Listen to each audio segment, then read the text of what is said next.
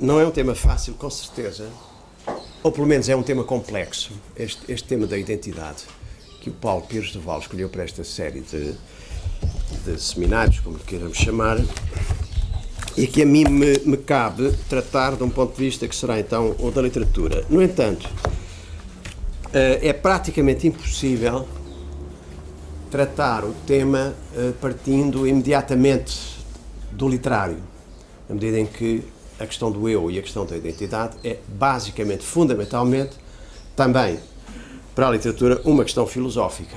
Foi sempre assim.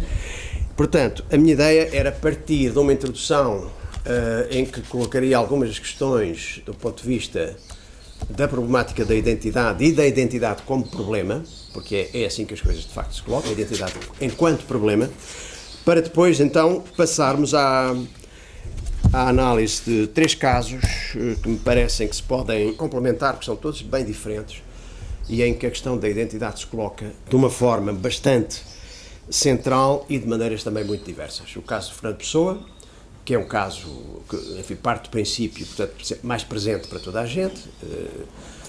O caso de um poeta alemão, para escolher alguém da minha área, que vai sendo cada vez menos, mas enfim, para escolher um autor da minha área, um poeta alemão, judeu-alemão, e também judeu-alemão já é dizer muito e dizer mal, porque Paul Celan, que é esse poeta, não é alemão, de facto é um poeta judeu, ou de origem judaica, mas apátrida, podemos dizer, que nasce na Roménia, no que é hoje a Roménia, mas que na altura não era.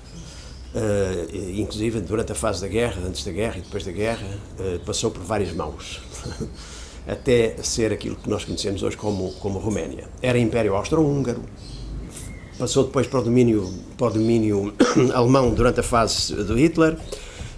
A seguir tem uma fase em que a Rússia anexa uma grande parte do que é hoje a Roménia, e só depois então é que se constitui como país como o conhecemos hoje. E o Paulo Celan nasce aí, mas é talvez a única ligação que tem, que é forte naturalmente, com essa região, porque depois passa por Viena e fixa-se em França e de facto é um autor entre culturas e muito francês em grande parte da sua vida. E um terceiro caso, que é um caso singularíssimo na literatura portuguesa contemporânea, também em especial para esta questão do eu e o que é o eu num escritor, quando diz eu, que é o caso de Maria Gabriela Lianson, de cuja obra, enfim, me tenho ocupado muito nos últimos anos e terei que continuar a ocupar-me bastante tempo ainda. Bom, há um pequeno resumo que eu tinha enviado, mas provavelmente nem todos têm esse resumo e alguns excertos que eu selecionei para cada um destes autores e também alguma teoria. E por isso eu vou referindo e vou lendo alguns desses fragmentos que mandei, porque provavelmente nem toda a gente tem. Nesse resumo, só para situar as coisas, eu dava 2 exemplos que tinham aparecido no dia em que fiz isso, num jornal, que era o Público. O primeiro é o de um autor americano, o Philip Roth, que diz, em capa do Y, o meu nome é Philip Roth e escrevo livros. É uma afirmação e um ponto de vista muito americano, talvez muito menos europeu, de alguém que atribui a escrita dos seus livros a um nome próprio, e o nome próprio já é uma expressão muito problemática, até que ponto é que ele é próprio, meu, ou próprio de si, não é? Atribui então a esse nome próprio a escrita dos seus livros. Isto na Europa é bastante mais problemático, sempre foi, na medida em que a problemática da identidade já vem de longe como uma problemática que é questionada, sistematicamente questionada. Eu vejo, digamos, as origens deste problema do eu e de uma certa dissociação do eu já, por exemplo, na forma do diálogo, que é uma forma muito usada na Antiguidade, a começar pelos diálogos de Platão, mas não só. O diálogo é já uma forma de dissociação do eu, de fuga à afirmação de um eu, que, nesse caso, portanto, se desdobra já nessa forma literária e filosófica, que era a do diálogo antigo, desdobra-se em personae, em máscaras, em figuras. E há depois, enfim, a partir da Idade Média também nos cancioneiros há muita já a utilização de nomes literários ou de pseudónimos, até chegarmos àquela fase, a partir do século XIX, em que as máscaras e a problemática da impessoalidade começam a afirmar-se cada vez mais. E isso acontece até antes do que muitas vezes se pensa. A maior parte das vezes pensa-se que isso acontece a partir de meados do século, com os poetas pré-modernos ou dos começos de uma modernidade, como Rimbaud ou como Baudelaire ou Mallarmé, no ponto de vista do enunciado, de esconder o eu no enunciado, mas não é, de facto, é bastante anterior. Há uns 2 e 3 exemplos que eu depois darei que servem para mostrar que os romantismos não são, de facto, apenas... há figuras nos romantismos europeus que não passam apenas por essa afirmação excessiva do eu, antes, pelo contrário, também já há fenómenos semelhantes aí. Um segundo exemplo que encontrei nesse jornal é um exemplo europeu e serve de contraste. O exemplo por acaso, era de um artista, do Rui Chaves, e o Rui Chaves tinha feito, pouco antes, uma palestra na Universidade de Lisboa, comemorando os 100 anos da Universidade de Lisboa. Tem havido muitas palestras. Uma delas foi do Rui Chaves, e o Rui Chaves apresentava-se a si e à sua obra de uma maneira em que o eu e a identidade do artista contemporâneo eram e foram sistematicamente, do princípio até ao fim da palestra, colocados à distância, na medida em que o Rui Chaves começa por dizer: eu nasci em 1266 numa pequena aldeia que já não existe, na Francónia, Baviera. E vai por aí fora e não sai deste registro. Faz um percurso que vai do século XIII até ao século XV, XVI, não sai deste registro. Portanto, desloca o seu eu artístico para aí e fala daqueles que o formaram. Ou seja, o falar daqueles que o formaram é muito sintomático de um certo, eu diria, de um certo pudor do eu, que é muito mais evidente na Europa do que, por exemplo, nos Estados Unidos. Isto era o começo dessa sinopse. Depois disso, no caso da literatura, avançava com mais um aspecto que tem a ver com a complexificação do problema do eu, ou da expressão do eu, através da própria mediação da linguagem. Ou seja, o facto de a literatura se servir da linguagem e não de formas de representação, como as da pintura, por exemplo, ou das artes plásticas, ou da fotografia, traz outras implicações. A própria linguagem é uma forma, quer se queira, quer não, de distanciação em relação a si, de colocar o eu à distância, porque é uma forma de mediação. A linguagem faz sempre uma mediação entre quem escreve ou quem fala e o mundo, o real, que é nomeado. E ao ser nomeado, ele não é dado, ele não é, podíamos dizer, apresentado, ele é representado. Porque a linguagem, de facto, tem esse elemento de mediação. Daí que muitos autores, a partir de um certo momento, incluindo Pessoa e os seus contemporâneos, tomem cada vez mais consciência de que não temos a linguagem. A linguagem tem-nos a nós. Quando a pessoa diz não meu, é quando escrevo. Quando o Karl Kraus, na Áustria, diz não temos a linguagem, é ela que nos tem a nós, etc.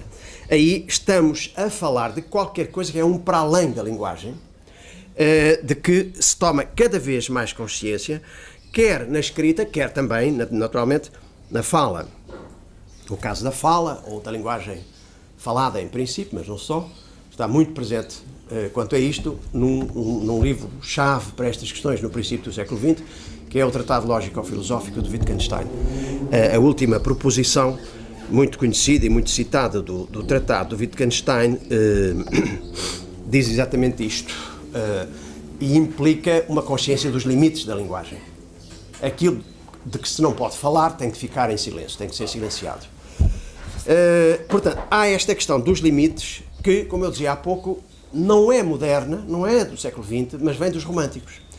E, a título de exemplo, pelo menos 2 grandes românticos ingleses e alemães, entre os ingleses e os alemães, tomam bastante cedo consciência destes limites e do facto de que a escrita está aquém dessas capacidades expressivas, neste caso, da linguagem, que afetam necessariamente o sujeito e a identidade de quem escreve, desse sujeito. Não é? Portanto, instalam-se desde aí e isso irá até ao século XX, formas diversas de ceticismo em relação à linguagem, ou, como Nietzsche lhe irá chamar depois, de perspectivismo filosófico, em que há uma consciência muito forte de que a realidade não tem objetividade, de que o sujeito se desmorona e se desagrega, de que quem fala não fala a partir de um centro, mas de várias perspectivas que se dirigem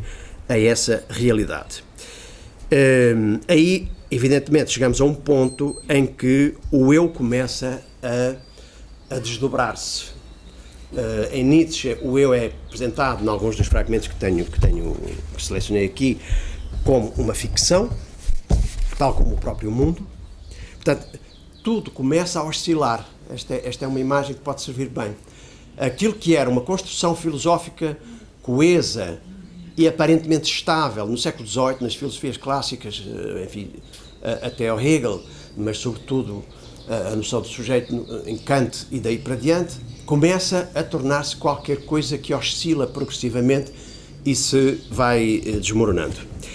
A literatura moderna e alguma contemporânea assimila tudo isso, digamos, formas várias do que poderíamos chamar uma oscilação identitária, que se torna muito evidente e em que se agudiza esta relação com a linguagem. E entre esses estão aqueles 3 casos que eu escolhi.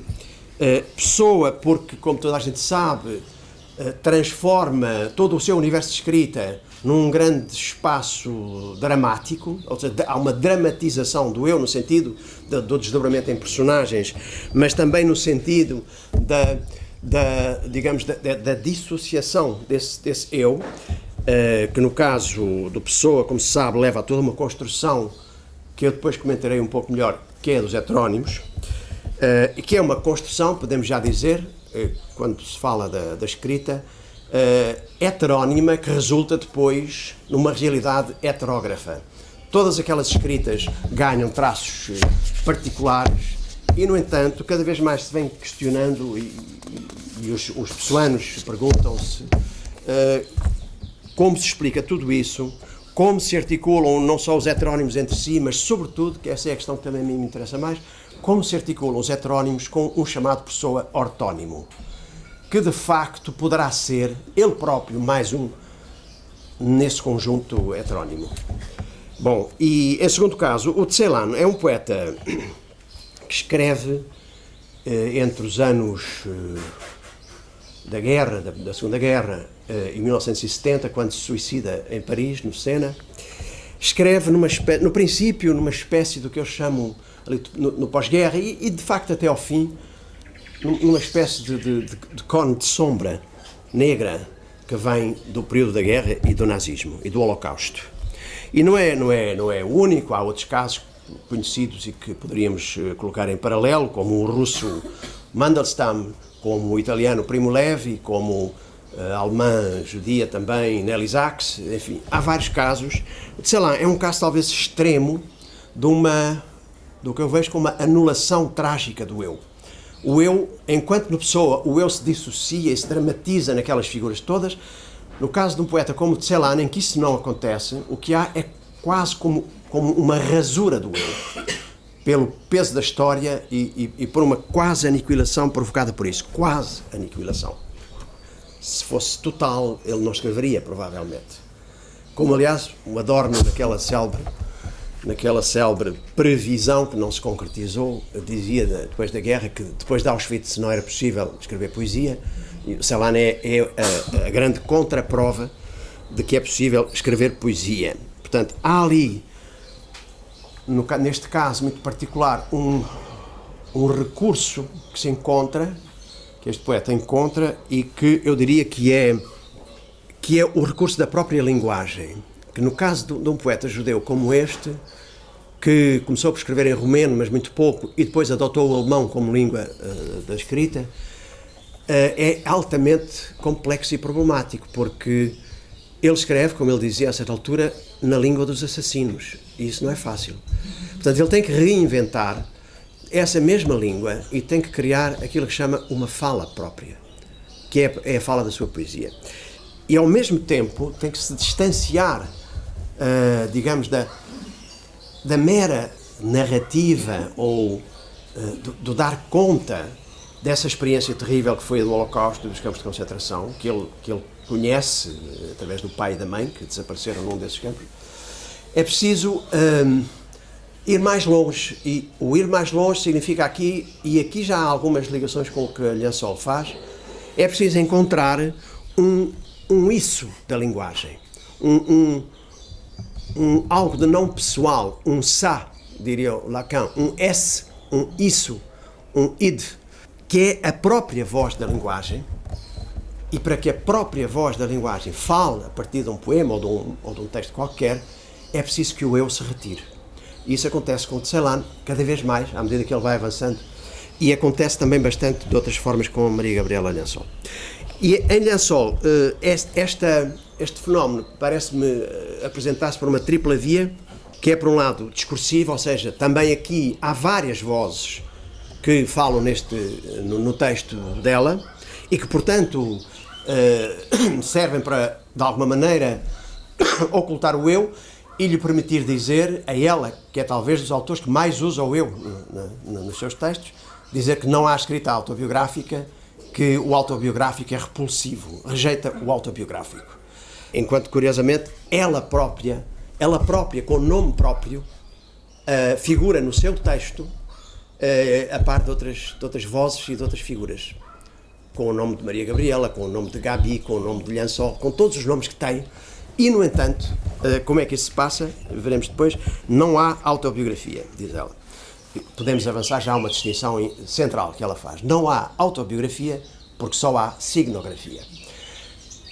O que é que ela quer dizer com isto? Rapidamente, depois vemos melhor. Quer dizer que não é o eu que escreve. O eu não escreve sobre si ou a partir de si mesmo e falando de si. O eu tenta descobrir sinais no mundo. Entre esses sinais está ele próprio, naturalmente. Não pode sair do mundo. Não pode deixar de estar entre esses sinais. E daí que ela diga que escrevemos, ou que ela escreve, numa determinada signografia do A, que é o terceiro termo que eu usei no meu título, eu, outro, A. E esse A é, de facto, aquilo que de impessoal, de mais impessoal, fala a partir das coisas do mundo, do universo, segundo o Emmanuel Levinas, o filósofo que tratou muito esta questão. Portanto, é este o ponto de partida. Vamos tentar fazer o seguinte. Dividimos as duas sessões, digamos, em duas metades. Fazemos uma pequena pausa, se quiserem, não é? Foi sugerido ontem. Eu vou fazer uma introdução, portanto, a esta questão de um ponto de vista mais teórico. Fazemos uma pausa e depois passarei ao primeiro dos autores, que é o Pessoa, e depois à tarde trataremos Paulo de Celan e Gabriela Liançol. Em relação a esta questão, quando eu estava a preparar uma intervenção em Lisboa, que o Paulo Pires do Val me pediu numa outra galeria, no âmbito de uma exposição de autorretratos de um pintor português, o João Jacinto, que pintou dezenas de autorretratos que estavam lá. Então, houve várias pessoas que intervieram e ele pediu-me para falar então do autorretrato também mais do ponto de vista literário. Aconteceu-me um lapso quando comecei a reunir os documentos no computador e a guardá-los numa pasta. Ao dar nome a essa pasta, em vez de escrever autorretrato, o que seria normal no meu título, assim, por um lapso de digitação, saiu-me, puxei o R para ali e pus o hífen depois. E saiu-me isto. Portanto, este lapso foi altamente produtivo, porque eu a partir daqui consigo falar de praticamente toda a questão do autorretrato. Porquê? E então escrevi as duas coisas numa folha, que é esta, que ainda existe, autorretrato, e disse, ora, se eu transformei isto em autor e tratos, autorretratos, autor e tratos, o que é que isto pode... O Sr. Freud diria, há qualquer coisa por detrás deste lapso, e há. De facto, há muita coisa por detrás deste lapso. Ou seja, o que esta folha, que se transformou numa espécie de espelho do meu problema e de esquema, depois, à medida que eu a fui preenchendo, porque me iam ocorrendo várias coisas, à medida que isso ia acontecendo, eu comecei a perceber que o lapso era muito revelador de qualquer coisa que tem a ver com este problema da autorrepresentação, do autorretrato, da autorrepresentação em geral, sobretudo modernamente. Porque esse auto que aparece aqui, quando falamos de autorretrato, tem imediatamente, ou pode ter, uma série de sentidos. O auto pode ser o idem, o igual a si mesmo. O auto pode ser o mesmo, mas não exatamente o igual a si. E aí o Paul Ricoeur, um dos filósofos que o Paulo falou aqui, penso eu, faz uma distinção que é muito produtiva também, que é a distinção entre identidade e ipseidade. Há uma identidade idem e há uma identidade ipse. E a diferença fundamental é que, na primeira nós temos um processo de igualdade ou de equivalência, enquanto que no que ele chama ipseidade há um segundo elemento, um outro, que não está fora do eu e se confronta com ele, mas que é absorvido por esse mesmo eu, e daí que ele fala de ipseidade. Este auto significa também, em relação à forma como o eu tem sido visto, aquilo a que na filosofia, desde Kant, se chama o selbst, o si mesmo em português, le soi-même em francês, etc., que é uma espécie de eu transcendental, de eu essencializado, e pode significar ainda este auto, por contraste, pelo menos, não um idem, não um ipse, não um si, digamos, mas até o que está do outro lado de um outro, de um id, de um alter. Tudo isto ocorre quando se olha para a palavra. Quando ela se transforma em autor, as coisas começam a mudar também, não é? Porque a partir daqui nós temos dois momentos no autor e trato. Temos um agente, que é o autor, é um produtor de qualquer coisa, e temos a ação, o trato, a ação de fazer alguma coisa. E o trato corresponde aqui claramente a um tratamento, neste caso tratamento de si, uma transformação de si, uma transfiguração de si. Um autor e o trato que ele dá a si mesmo, ou os tratos que ele dá a si mesmo, não é? Tem muito a ver com este problema da representação de si, da autorrepresentação de si ou da heterorrepresentação de si, das muitas possibilidades de se representar como outro, que é o que acontece de facto em muitos autores a partir de um certo momento.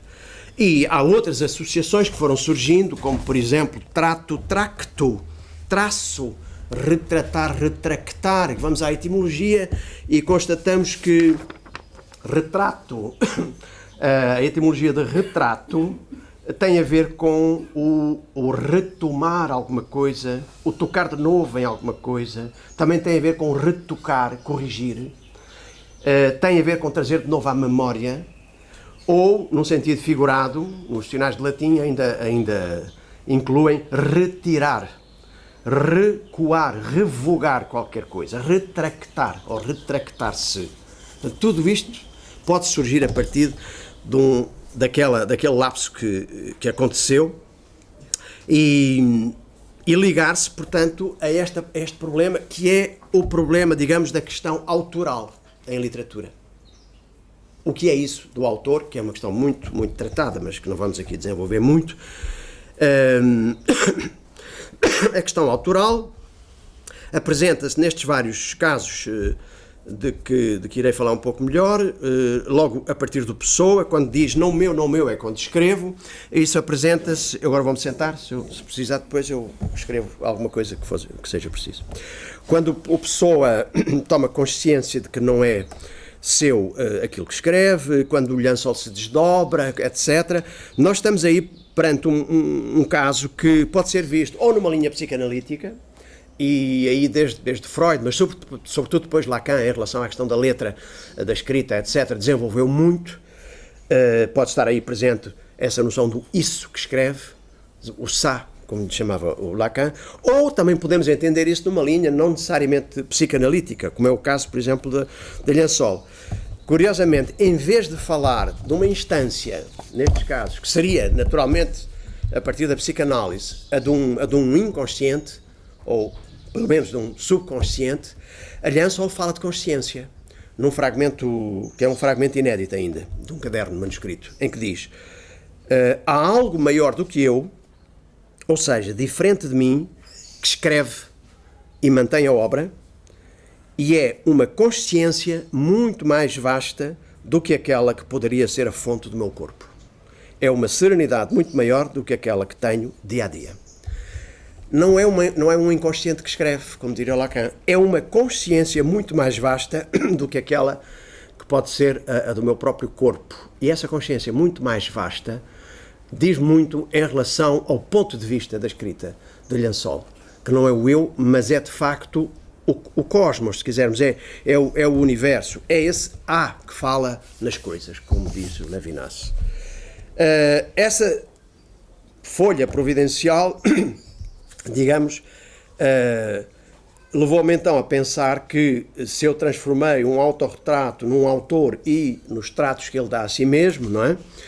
Então, o que aconteceu foi que um determinado fazer, que está no autor, e naquele Rzinho que mudou de lugar, cria, através de um hífen e através do i que está ali no meio, uma objetivação e uma distância em relação àquilo que acontece e que se faz, a ação de fazer, que são os tratamentos que o autor pode dar. Ou seja, cria-se aqui uma dialética aberta entre o auto e o hetero, entre a identidade e a alteridade, neste caso. E o que acontece é que está ali subjacente uma deslocação do eu. Ou seja, e quem faz essa deslocação é aquela que nós chamamos autor. O autor, ao fazer essa deslocação do eu de si mesmo, ao figurar-se, portanto, desfigura-se. Desfigura-se. O que era auto sofre um tratamento de estranhamento, como tantas vezes acontece, no espelho desta indagação de si, que é a de quem faz, por exemplo, como João Jacinto, dezenas de autorretratos, que nos olham todos de maneira diferente e parece que de lugares diferentes. Ao desfigurar-se, digamos, neste processo, o autor, de alguma maneira, desautoriza-se. Não é que ele deixe de ser autor, mas passa a ser um autor outro. Desautoriza-se e desautoriza qualquer pretensão, digamos, de figuração verdadeira ou autêntica. E aí estamos em pleno na questão do Pessoa e dos heterónimos. E voltamos, por contraste, ao Philip Roth, que diz: o meu nome é Philip Roth e eu escrevo. Bom, isto não se aplica só à literatura. Lembro que um filósofo que tem escrito muito sobre a imagem e as artes plásticas, que é o Georges Didier Huberman, numa última entrevista que deu a uma revista chamada Cinema, Melhor Cinema, porque é uma revista que aparece em inglês, que é feita na Universidade Nova agora, só teve um número, e há uma entrevista em que o Didier Huberman, seguindo um pouco coisas que o Derrida também já disse, e falando de filosofia e autobiografia, o Derrida, enfim, sugere que filosofia é autobiografia também, não só a literatura. E o Didier Huberman diz que quem pensa, e quem escreve depois ensaios a partir daí, diz que pensar é deixar de se ver a si próprio no espelho do objeto. E diz: ao ensaiar-me, diz ele, não tenho necessidade de falar de mim. De facto, também aqui, neste plano do pensamento, do ensaio, como ele diz, não é de si que fala o autor ou quem escreve, a maior parte das vezes. Eu, num livrinho que saiu o ano passado, sobre o ensaio, que chamei O Género Intranquilo, porque há uma grande intranquilidade, de facto, nestas coisas, como estamos a ver, também, a certa altura, dizia que, de facto, o ensaio, quando se ocupa de um objeto, esquece um pouco o eu, arma um cerco a qualquer coisa que não é o eu, mas que é o próprio objeto de que se ocupa, sempre. Não é? E que tem um certo tipo de verdade que se busca, mas que é uma verdade, a maior parte das vezes, possível, mas em última análise inexpugnável, não se chega lá, não é? É uma fortaleza que resiste. Bom, Liansohl, por seu lado, dirá que aquilo que faz é escrever em busca do que chama o A da escrita. E o que é o A da escrita? O A da escrita é essa respiração impessoal do mundo, digamos, qualquer coisa como isso, que fala nos textos que ela escreve. Mais do que expressão de um eu, é uma espécie de energia, de vibrações constantes que circulam naquela escrita e que no ato de escrever leva quem escreve para fora de si, para fora do eu, provavelmente mais para fora do eu do que para fora de si, mas com certeza para fora do eu, não é? Isso também já é uma questão antiga, esta questão da imagem que é visível na escrita e que muitas vezes já não é a do eu, ou é a de um eu que ao espelho, ou ao espelho do mundo exterior, ou ao espelho de si mesmo, se transfigura. Há um excerto aí já de uma das figuras dos místicos que a Liansohl trata, que é o Eckhart, em que ele traz a mesma questão, a imagem, perguntando-se, aliás, é uma questão muito frequente na escolástica, na Idade Média, esta da relação entre a imagem e o espelho. A questão do mestre Eckhart e o que ele pergunta, é se a imagem, e também a imagem de mim neste caso, está em mim ou se eu a posso ver apenas num espelho. E, sendo assim, ela seria, diz ele, uma espécie de intelecto de Deus, que está do outro lado do espelho, não é? De onde essa imagem nasceria, como diz o Eckhart, em forma de anjo. E o anjo é uma criatura outra de Deus. Já não é nem o eu que se vê ao espelho, nem o intelecto de Deus que está por detrás de tudo isso, que é uma espécie assim do que Spinoza, também outra figura da Liansohl, chama a substância absoluta, Deus, não é? Então, não é nem uma coisa nem outra, mas é um anjo, é uma criatura outra, não é? É um outro de mim, digamos. Isto é muito explorado também depois por um filósofo como o Giorgio Agamben, num dos seus livros, em que fala muito da imagem e pergunta, a imagem é substância, a imagem é acidente, que é um livro chamado Profanações. Aqui há uma distinção que é importante ter presente, porque ela vai ter repercussões, que é a distinção entre a imagem reflexo, no espelho, a que os gregos chamavam eikon, daí ícone, por exemplo, a imagem no espelho, ou, o outro sentido, a imagem representação, a imagem interior, a que os gregos chamavam eidolon, ídolo, que são coisas bem diferentes. Mas num caso como no outro, o que se sugere, o Eckhart já sugere isso, é que a imagem depende do sujeito, está intimamente ligada, naturalmente, a esse sujeito, porque o sujeito a provoca ou pela exposição ao espelho, e aí reflete-se a imagem, ou então cria essa imagem a cada instante em si mesmo. E é isso, ele chama, e outros chamam, o eu imaginante. Em qualquer dos casos, e sobretudo neste último, o eu imaginante é aquele que se desdobra em imagens de si, que podem até ser múltiplas, não é? E ao dizer-se, porque ele na escrita diz-se, não é? Objetiva-se, desdobra-se, objetiva-se, divide-se, cinde-se, não é? E, portanto, está a falar de si, mas não só de si, porque está a falar essencialmente de uma imagem de si. E aí dissolve-se o eu, não é? Num caso como este último de Liansohl, as coisas andam muito, muito próximas. No caso dos heterónimos pessoanos, parece que é isso que acontece. No caso da Liansohl, é sobretudo a questão das vozes, das muitas vozes que nós encontramos nos textos dela,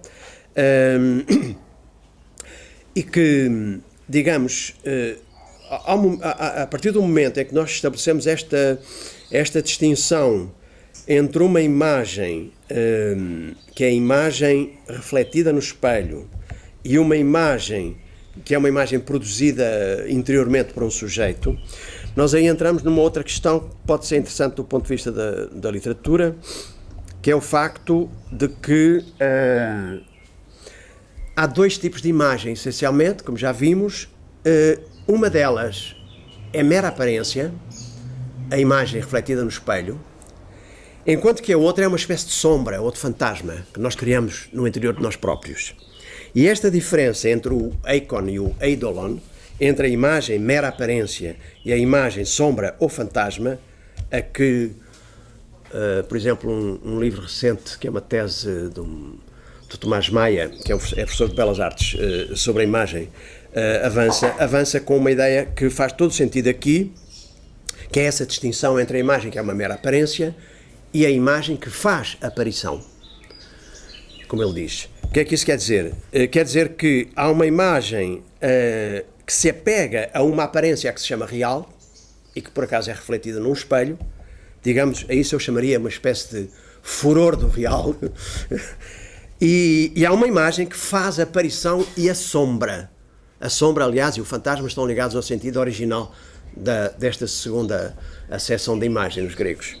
Faz aparição e assombra, e a isso eu chamaria, com a Liansol, não o furor do real, mas o fulgor, não do irreal, mas do invisível, que são duas coisas diferentes. Ela distingue entre essas duas coisas, ou distingue entre existentes não reais e reais não existentes, como ela diz. Bom, ainda havia uma outra conotação que resulta daquela mudança que se deu ali assim, que é a conotação do trato, que aparece ali, do autor que se trata a si mesmo com o tratado. O que não é completamente, enfim, não é despiciente, como se costuma dizer, não está fora da questão, porque a questão, o tratado ali não seria o tratado, como ele é mais geralmente entendido, como uma obra sistemática, ou com esse alto grau de sistematicidade, não é? E pretensão de exaustividade e de objetividade. Seria um tratado um pouco diferente, como aquele, por exemplo, que é avançado por Walter Benjamin, um autor que também tem traduzido agora muito, nos últimos anos, num prefácio ao livro sobre o drama do Barroco. Vamos saltar isso, onde aparece, por exemplo, duas ideias importantes, que são a imagem do mosaico e a condição fragmentária desse tipo de tratado, como ele o entende e como ele o pratica também lá em alguns livros. Bom, para terminar esta primeira parte introdutória, e passando mais concretamente agora ao caso da nossa tradição literária mais próxima, digamos, dos últimos 2 séculos, é por aí, penso eu, que teria que se começar. Nessa tradição, uma das formas, digamos, mais comuns de trazer o eu a primeiro plano tem sido o de o transformar em objeto de controvérsia ou problema nele mesmo, não é? Através de formas diversas de autorrepresentação do eu, na escrita, na literatura, ou, por exemplo, do autorretrato, que é mais frequente, provavelmente, a utilização do termo nas artes plásticas, mas que também aparece de formas muito diversas na literatura, às vezes de forma muito explícita. Estou-me a lembrar do caso de um livro de um poeta americano dos anos 80, que se chama Self-Portrait in a Convex Mirror, John Ashbery. Autorretrato em espelho convexo, que é inspirado num célebre quadro maneirista, e não é indiferente de ser um quadro maneirista, de um italiano chamado Parmigianino. Essa explicitação da forma do autorretrato, por exemplo, num livro de poemas, resulta, neste caso, por exemplo, numa busca interminável e implacável, de certo modo, de si mesmo, e numa sistemática distorção de si pelo poeta ao longo do livro.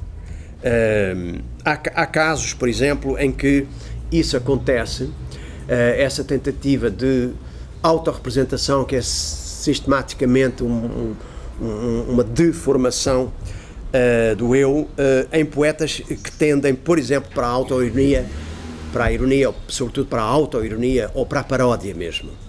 No Público de ontem, o Manuel António Pina, que é um poeta do Porto, que recebeu agora o Prémio Camões, falava de si como exatamente um desses casos de poeta da autoironia. E o Pina está sempre, de alguma maneira, a falar de si também de uma forma autobiográfica, distanciada e transfigurada pela autoironia neste caso. A paródia, por exemplo, ou a paródia de si, o exemplo maior na nossa poesia seria provavelmente o da Adília Lopes. A Adília Lopes está, em tudo o que tem feito, pratica, digamos, esses modos de se retratar, retractando-se e colocando-se à distância em planos deformantes e muito desconcertantes, a maior parte das vezes, neste caso. Uma espécie de...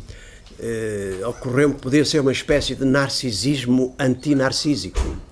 Em alguns destes poetas, em que, digamos, o enamoramento de si, que eu acho que é fortíssimo, por exemplo, na Adília Lopes, esse enamoramento de si resulta num desejo constante de perseguir o outro de si, ou os outros de si.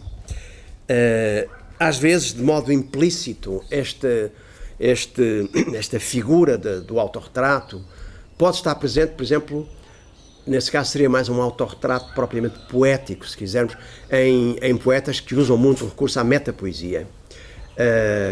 Estou-me a lembrar, por exemplo, de Vasco Graça Moura, em que isso acontece muito, de uma forma talvez mais explícita do que noutros, ou, de modo diferente, até em poetas em que isso parece não acontecer, mas em que é de facto, parece-me que é o que acontece. Há uma poesia que permanentemente se pensa a si mesma, por exemplo, o Manuel de Freitas, que é um poeta jovem da última geração. Há casos ainda, para dar mais alguns exemplos conhecidos, digamos, em que há uma projeção de si, do escritor, em personagens autobiográficas, marcadamente autobiográficas, e que, no entanto, não se apresentam propriamente como tal, porque intervém um processo que eu chamaria a ficção do estranhamento, que é o caso de Kafka, por exemplo. O Kafka está sempre a falar de si, mas podia estar a falar está a falar naturalmente de um universo mais amplo e de uma determinada forma de estar no mundo, ficcionando todas aquelas figuras, conferindo-lhes essas marcas do estranhamento, porque o Kafka é ele mesmo alguém que se encontra nessa posição de estranhamento em relação ao mundo, não é? E projeta isso assim na escrita. Bom, e haveria os casos como o da Lençol, com uma escrita quase sempre, e este é o grande paradoxo às vezes, quase sempre na primeira pessoa, e que no entanto não é um eu. É uma voz, ou são várias vozes, ou, como ela poderia dizer, uma espécie de revérbero, de reflexo, de outro modo, desse A do mundo, que é aquilo que lhe interessa de facto, os sinais do mundo. A voz impessoal que fala a partir do próprio ser, não de si, mas do próprio ser. Não é? E isto podemos ver depois com algum desenvolvimento amanhã. Há ainda, digamos, um autorretrato literário em que, às vezes, num só poema, nós encontramos um autorretrato que é uma arte poética do tipo das autopsicografias, como a da Pessoa, que tanto podem ser enunciadas na primeira pessoa, e no Fernando Pessoa isso acontece, como na terceira pessoa. E o ser a terceira pessoa, às vezes, já indicia uma distância. Mas há os dois casos no Pessoa. Há, portanto, autorretratos psicológicos, que são artes poéticas em muitos poetas, e a mais conhecida será, com certeza, a do Pessoa, do poeta é um fingidor. Podíamos, por exemplo, considerar o começo dessa autopsicografia do Pessoa, e neste espaço em que eu me situei agora, de 2 séculos, verificar como as coisas evoluíram entre um momento ainda finais do século XVIII, muito romantismo, etc., em que o que nós encontramos são expressões de uma consciência soberana do eu, o eu no centro do enunciado, e uma consciência mais ou menos desproblematizada do eu, em muitos poetas, até chegarmos, com o caso Pessoa, a extrema problematização e crítica também do eu, na medida em que se sabe que não há inocência no eu. A pessoa sabe isso muito bem, e evidenciando, nos começos do século XX, uma crise, que é uma crise do sujeito, que é uma crise do conhecimento, que é uma crise da linguagem, que já vem de algumas décadas atrás, pelo menos, que é trazida pela modernidade estética e filosófica. Por exemplo, se eu ler a autopsicografia, basta a primeira estrofe: o poeta é um fingidor, finge tão completamente, que chega a fingir que é a dor que deveras sente. Nós temos aqui um encadeamento de processos que se, de uma forma aparentemente paradoxal, vão afirmando, digamos, uma ideia de fundo, através de uma figura do poeta que não é dada na primeira pessoa aqui, mas na terceira pessoa. Ele, o poeta, é um fingidor. Vamos assistindo, portanto, aí a um paradoxo do fingimento, porque não é o fingimento em si, à primeira vista, é um paradoxo do fingimento, que, no entanto, parece-me que vai dar ao fingimento em si como a maior forma, a forma mais radical de autenticidade que se pode imaginar. Depois podemos ver melhor. Paralelamente, se compararmos, por exemplo, um poema clássico, princípios do século XIX, há um pequeno poema do Goethe, que eu traduzi em tempos, que também é um poema em que alguém procura retratar-se, autorretratar-se, e que diz assim, a diferença é abismal, claro: como irei eu partilhar a vida entre fora e dentro, se a todos tudo quer dar para viver sobre um só teto? Toda a vida tenho escrito como penso, como sinto, e assim, meus caros, me divido, sou sempre um só e não minto. É um contraste extremo, ou seja, um testemunho linear, nada complexo, de um eu que se apresenta com unidade, com centro, dizendo que escreve, pensa e sente da mesma maneira, enquanto que do outro lado, portanto, não há fingimento nem máscaras, enquanto do outro lado, no caso da Pessoa, há uma definição apodítica do poeta como fingidor de um fingimento aparentemente total, sem resto, não é? Através de um ele que já coloca esse eu, de algum modo, à distância, e em que aqueles três elementos que o Goethe juntava se dissociam, não é? O escrever, o pensar e o sentir. Isto é a forma, digamos, mais aguda desse paradoxo do fingimento, que, levado ao extremo, poderá eventualmente ser visto como a mais aguda forma da autenticidade de quem escreve. De quem escreve, mas, dirá a Pessoa num outro poema, não necessariamente de quem lê. Há um outro poema que aparece muitas vezes até junto, que é o Isto, em que intervém a figura do leitor, e o ler já tem implicações diferentes. Bom, então, nesta evolução, só para ver se consigo terminar esta introdução, ao longo do século XIX e até entrarmos na época do Pessoa, nós encontramos essencialmente três posições, digamos, quanto a esta questão do eu. A do eu que diz eu, como Goethe, ou como muitos românticos, às vezes dizendo eu, empolando esse eu, transformando esse eu numa espécie de instância que absorve todo o resto, como, sei lá, em poetas como o Victor Hugo, por exemplo, e outros românticos. É isso que acontece. Naqueles que não dizem eu porque já objetivam o eu, por exemplo, o caso de um poeta clássico, romântico, moderno, como Hölderlin, em alguns aspectos, ou o caso de um poeta romântico que questiona essa unidade do eu, do poeta, como Keats, quando faz intervir a figura do que chama o poeta camaleão, o poeta que se transforma constantemente. E há, em terceiro lugar, e aí chegamos então à Pessoa, já mais no final do século XIX e nos princípios do século XX, há portanto, o eu que diz eu, o eu que não diz eu, porque já se objetiva de várias maneiras, e há aqueles que deixam de poder dizer eu, sem que isso se torne problemático. E dizem não eu, ou não meu, como diz o Pessoa, e são todos aqueles que de alguma maneira absorvem essa lição do ceticismo, do relativismo, do perspectivismo de Nietzsche, que vem ainda do século XIX e que chega a muitos autores do século XX. Nos romantismos, já aparece, como eu dizia, por exemplo, no caso do Keats, ou por exemplo, no caso do Hölderlin, mas também noutros, por exemplo, no caso de alguns românticos que já introduzem a problemática que a certa altura começou a disseminar-se um pouco pela Europa, do duplo. A problemática do duplo aparece, por exemplo, num escritor como Hoffmann, na literatura alemã, mas também no Guy de Maupassant, na literatura francesa, e tem alguma voga nessa altura. Mas é sobretudo a questão da expressão impessoal que nós já encontramos num poeta, neste caso como Hölderlin. No Hölderlin isso é muito evidente, e há pelo menos dois aspectos que são fundamentais nele e que se evidenciam quando lemos a poesia, sobretudo a poesia da fase mais tardia, os chamados grandes hinos, as elegias, não a poesia do início, que é uma poesia ainda muito romântica no seu sentido mais corrente, muito subjetiva, mas do meio para diante há poemas, precisamente a partir, por exemplo, de poemas como um pequenino poema que podia ser um bom exemplo, aquele chama A Meio da Vida, Hälfte des Lebens, ou Metade da Vida, são 6 linhas, é um poema que podia servir para documentar bem isto.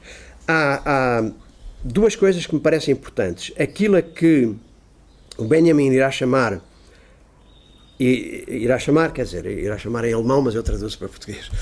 Eu traduzo por o grau zero da expressão, que é o que ele chama das Ausdruckslose, aquilo que não tem expressão, ou que tende para o não expressivo.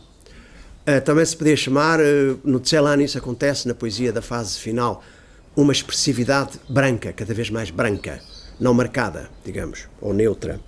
O grau zero da expressão e, por outro lado, o que o Hölderlin chama numa série de ensaios, digamos, que antepõe às traduções de Sófocles que faz, por um lado, a lei do cálculo, que é uma expressão dele, e por outro lado, a lei do cálculo na escrita da poesia, que não é nada romântica, não é? Esta noção. E por outro lado, uma outra que é a de uma forma particular de pathos, de expressão patética, e que, no entanto, é qualquer coisa de diferente do pathos do Victor Hugo ou de outros poetas românticos mais tardios, e que tem a ver, quanto a mim, com um tipo de dicção poética que é hierática no Hölderlin, como era na tragédia antiga, como é, por exemplo, nos filmes atuais de Jean-Marie Straub e de Daniel Huillier, que não sei se viram, mas se viram algum filme do Jean-Marie Straub, ou Straub, como dizem os franceses, mas ele é alemão, ela é que é francesa, esses filmes que retomam temas antigos, ele tem uma versão de Antígona, por exemplo, feita a partir do Hölderlin, mas também tem outros filmes a partir de temas antigos, e mesmo os que não são feitos a partir de temas antigos. Esta dicção hierática, o Straub transpõe isso para o cinema, e então coloca uma personagem ou duas personagens numa situação estática a dizer textos para a paisagem, para o mundo. Estas coisas vêm do Hölderlin, tal como o poeta camaleão, por exemplo, vem de um romântico inglês como o Keats. É claro que geralmente é depois deles que se começa a falar deste tipo de problemas, das máscaras, da divisão do eu, a partir sobretudo da tomada de consciência de que o eu, afinal, não é um eu coeso, é um outro, como diz o Rimbaud. A partir do momento em que surgem esses proto-modernos, pré-modernos, que são os simbolistas franceses, assim, genericamente designados, o Baudelaire, à sua maneira, o Rimbaud e o Mallarmé, e mais alguns simbolistas franceses foram referência, por exemplo, para alguns modernos do século XX, como Eliot, que toma como referência Jules Laforgue, por exemplo, um poeta menos conhecido. Mas, a partir daí, sim, começa-se a falar mais abertamente de uma certa alterização, da transformação do eu em outro, alterização dos modernos, ou da instabilização autoral, como chama o Manuel Guzmão num artigo recente. O Rimbaud, pela dissociação do je est un autre, no Mallarmé, mais no fenómeno que irá prolongar-se, que é o da retirada ou do apagamento do eu no próprio enunciado. O eu não é dito, não é expresso, muitas vezes, e isso vai dar à impessoalização dos modernos. Ou então, no aparecimento, no século XIX, por essa altura, de uma forma como a do monólogo dramático, que tem alguma influência no Pessoa, num poeta inglês como o Robert Browning. O Browning escreve em meados do século XIX, um pouco depois, uma série de coisas a que chama monólogos dramáticos, em que se desdobra em personagens, em figuras que falam no poema em vez do eu poético. Isso, aliás, já não é absolutamente novo. A literatura alemã no século XVIII tem uma forma que é bastante praticada, até ao Goethe, a que se chama Rollengedicht. E o Rollengedicht, traduzido à letra, é um poema dramatizado com papéis, Rollen, do teatro. E aí acontece também que o eu se retira para dar voz a uma série de personagens, se quisermos. Tudo isso irá ter, naturalmente, os seus prolongamentos e uma expressão mais extrema no caso do Pessoa. Não é? E poderíamos ainda avançar, mas acho que vou parar por aqui, com um caso como o do Benjamin, que já citei umas 2 vezes, e da própria Lençol, mais uma vez. O Benjamin, porque ele se interroga, a certa altura, há 3 fragmentos, quase no fim do célebre Livro das Passagens, que é um livro só de fragmentos, em que ele se pergunta quem sou. Quem sou eu? Sou aquele que se chama Walter Benjamin ou chamo-me simplesmente assim? Esta é a questão. Eu sou aquele que me chamo e que me chamam ou chamo-me simplesmente assim? A diferença é entre ser e ter um nome. É entre o ser e o nome. O Benjamin não dá propriamente resposta, mas dá indiretamente quando diz que quando deixa de usar o eu, a certa altura ele deixa de usar o eu até nos ensaios que escreve, e responde de alguma maneira dizendo que ele não se chama assim, ele é qualquer coisa, e esse qualquer coisa é o que ele chama o mistério do nome próprio. O mistério do nome próprio. O nome próprio ser um mistério já diz alguma coisa em relação ao que pode ser esse nome próprio, o eu, que me chamo, não é? A Lençol, por exemplo, faz uma distinção que também vai nessa linha e que se entende, que é uma distinção, no fundo, entre o ter e o ser. Ter nome ou ser alguma coisa. E a Lençol irá fazer uma distinção entre o verbo e o substantivo. Entre o nome, o substantivo, ou o nome e o verbo. E diz, por exemplo, que ou sugere, eu sou aquilo com que me identifico pela ação, por aquilo que faço, não pelo nome que tenho. E diz no diário para o Virgílio Ferreira, que é o inquérito às 4 confidências, o eu como nome é nada. O nome, porque nos chamam, não é um consistente. Um verbo é mais forte do que o nome. E o verbo que ela encontra para si, e que elimina de alguma maneira o nome, para si, para o Virgílio Ferreira e para quem escreve, é o de escrever. Ela diz para o Virgílio Ferreira, o nosso verbo é escrever. Bom, já vimos então como o que se está aqui a perfilar ao longo deste século XIX e vindo de vários quadrantes é qualquer coisa como a destruição das ficções do sujeito, como lhe chama Nietzsche numa série de fragmentos do espólio que não foram publicados em vida, a destruição dessas ficções do sujeito, do eu autónomo, que também a psicanálise irá desmontar com a chamada topologia freudiana, do eu,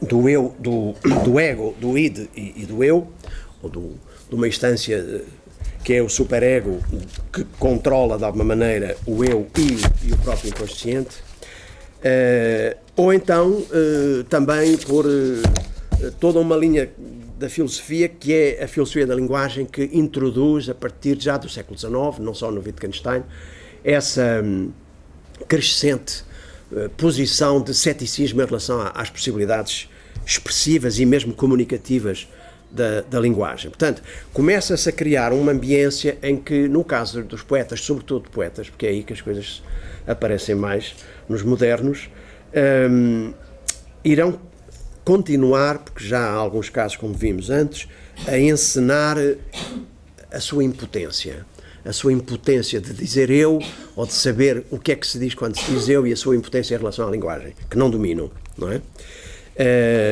Daqui nasce naturalmente toda essa grande questão no caso do Fernando Pessoa, que é, entre outras coisas, a construção heteronímica do Pessoa. Eu passei um pouco, para não alargar demasiado esta parte mais de introdutória, por cima dos textos que tinha mandado e que se podem agora reler, são fragmentos quase sempre, à luz de algumas destas ideias, sobretudo o caso de Nietzsche, que tem fragmentos muitíssimo significativos, relevantes para esta questão e que estão por aqui nestas páginas que eu tinha enviado antes, mas que agora não vamos ler nem comentar muito.